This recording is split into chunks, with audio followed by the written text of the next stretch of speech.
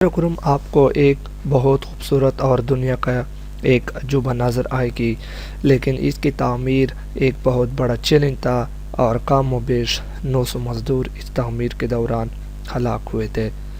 اس عظیم الشان سڑک کی تعمیر کا آغاز 1966 میں ہوا اور تکمیل 1978 میں ہوئی۔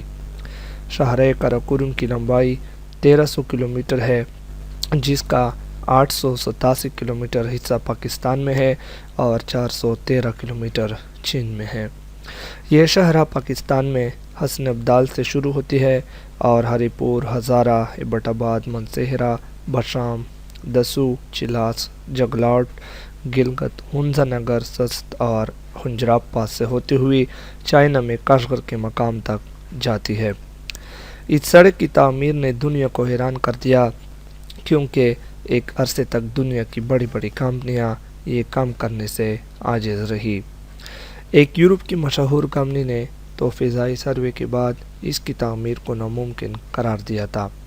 موسموں کی شدت، شدید برف باری اور لینڈ سلائڈنگ جیسے خطرات کے باوجود اس سڑک کا بنایا جانا بہرحال ایک عجوبہ ہے، جسے پاکستان اور چین نے مل کر ممکن بنایا۔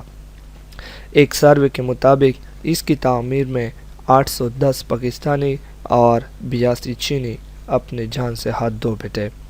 رپورٹ کے مطابق شاہراہ قراقرم کے سخت اور پتھریلے سینے کو چیرنے کے لیے 8000 ٹن ڈائنامائٹ استعمال کیا گیا اور اس کی تعمیل تک 30 ملین کیوسک میٹر سنگلاخ پہاڑوں کو کاٹا گیا۔ یہ شاہراہ کیا ہے؟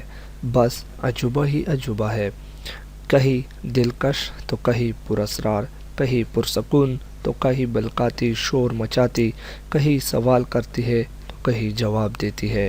یہ سڑک اپنے اندر سینکڑوں داستانیں سموئے ہوئے ہے۔